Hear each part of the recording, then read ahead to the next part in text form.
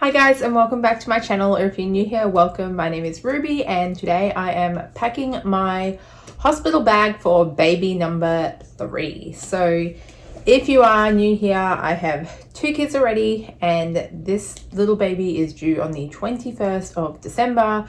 Not the first time this has happened. We also already have a child born on Christmas Eve. So we love having babies at a hectic time of year, apparently. So I am only 33 weeks, but I'm packing my hospital bag now. I say only, like, I'm not like far along enough to pack it, but this is definitely the latest I've left it to pack my bags. First child, I want to say by like 20 weeks, I was just like so excited to do it. I packed early. Second child, probably closer to like 25, 27 weeks. 33 weeks now, so I do feel like this is a good time to pack it. It's not too late, not too early, you know, you never know what's going to happen. So I'm just going to run through what I am taking with me to the hospital. I live in Australia, so this could be quite different to what you need if you live in the States or England. Like, different hospitals provide different things.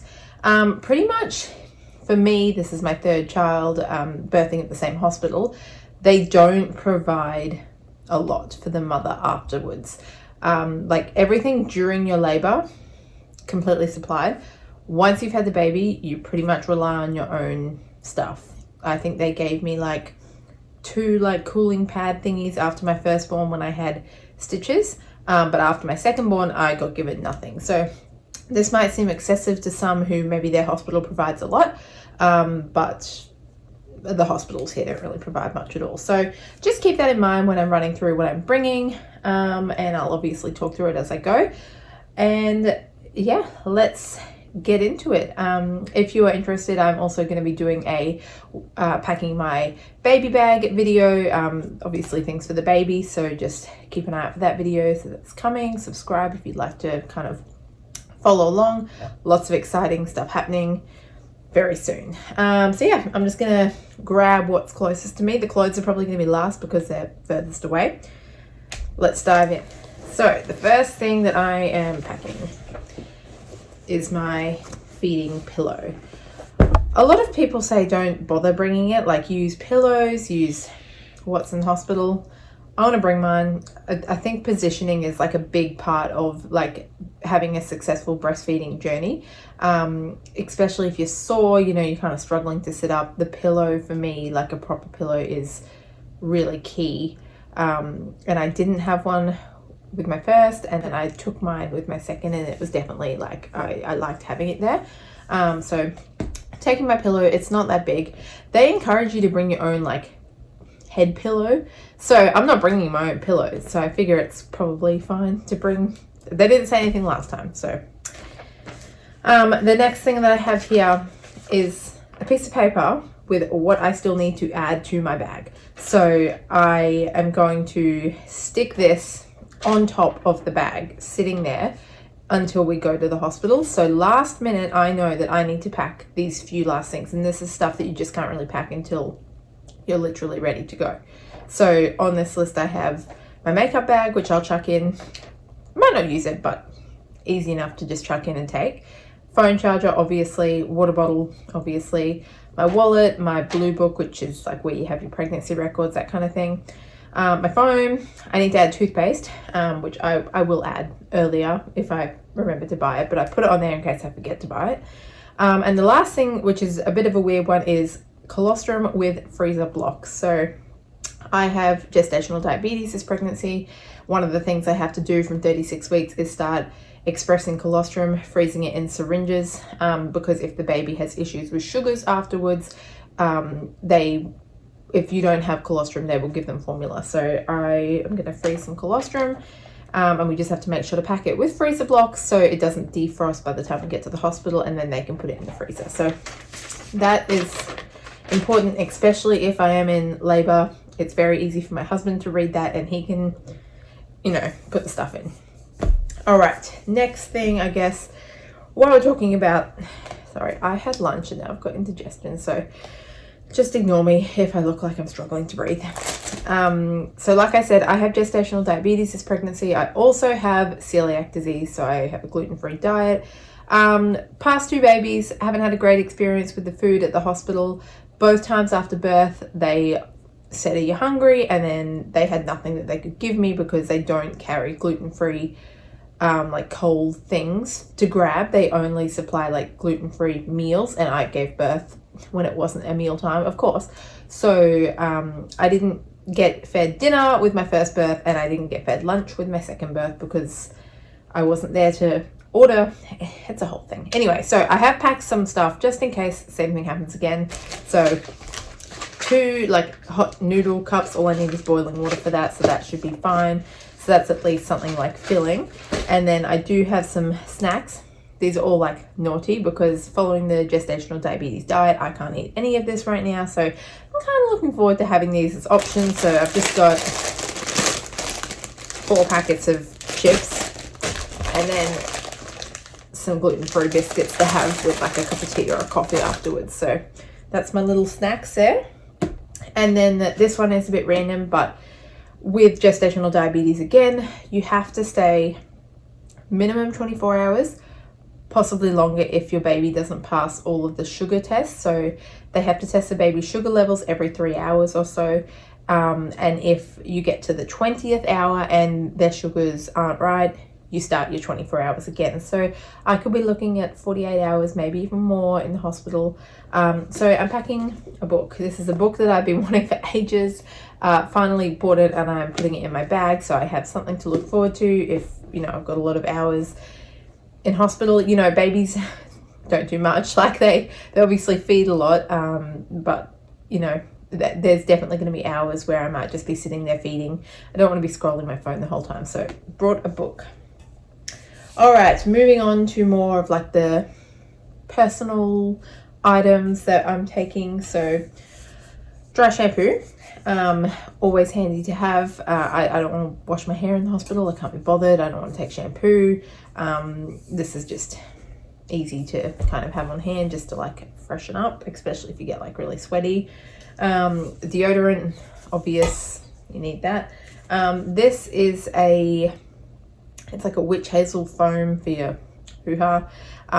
It says cooling relief from vag to tush. So I guess if you have like stitches or anything and you're a bit sore down there, that you can spray on and then, you know, put your pad on. I didn't have any damage at all after my second, but I did have an episiotomy with my first. So I figured just take it, and if I need it, I need it.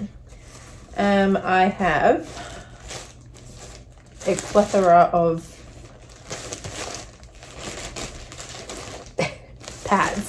So I am taking 2 packets of adult nappies. This might seem excessive. I use these as my underwear for after birth. So I'm actually only packing like 2 pairs of normal underwear, and I will only use them if my bleeding is like minimal enough. If I feel comfortable enough just wearing like underwear and a pad. I like these because I wear this with this. So I put the pad inside the adult diaper, for want of a better word, and I just feel very comfortable doing that because then if this leaks, this catches it and you don't go through 1,000 pairs of underwear, which is what happened with my first. I bled through like all of the pair of pants I brought with me in the first like 12 hours. Very heavy bleeding. Second one, not so much, but I definitely just think this is just easier. And it also means that I don't have to pack my underwear that fit me right now, because I only have like not very many underwear that actually fit me right now. And if I had to pack them, yeah, that would be annoying. So just all of the disposable nappies, all of the pads. I've got overnight extra long with wings, and then these are overnight long with wings. So just this one's a bit bigger, I guess. And then obviously by the time a week passes or whatever, you can kind of like go down the stages of the different size pads until you're kind of just having a period. So that's that. And then I also have these are like lifesavers for breastfeeding. They are hydrogel breast discs. I don't know what they have in them, It says ingredients: water, glycol, and polymer. I don't know what it is. They are like so good. If you put them in the fridge and put them on, really, really like soothing. They definitely helped me last time, like with any kind of damage. Like my first baby, I was already cracked after like 12 hours. Second baby, I knew what I was doing a bit more, so that definitely contributed to it. But also these, like, they just help so much with just like the general like rubbing feeling. And then you just take them off before you feed. It says like you have to wash them off before you feed, but I just used a baby wipe and it was completely fine. I actually can't see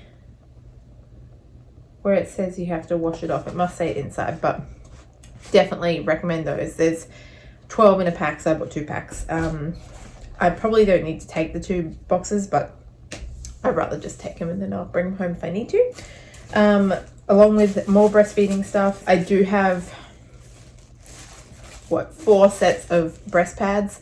I again probably won't need these, especially if I'm home within 48 hours, because like my milk generally comes in on the 2nd day, but like right at the end / start of the 3rd day. So it just depends on if I'm gonna be in the hospital still or not. But I figure that they're small, so may as well just pop them in. If I don't use them, I'll just use them when I get home.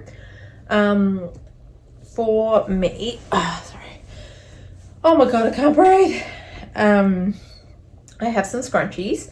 I'm also going to add just some like regular hair ties just to have, you know, never want a hair tie to break. Can you imagine giving birth with your hair like just everywhere? This is also just a headband in case like I just want it like out of my face.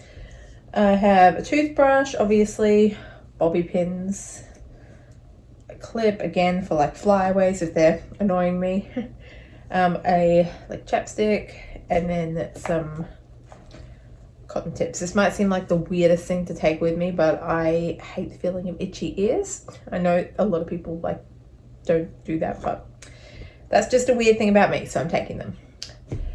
Okay, onto clothes. So I guess the most obvious place to begin,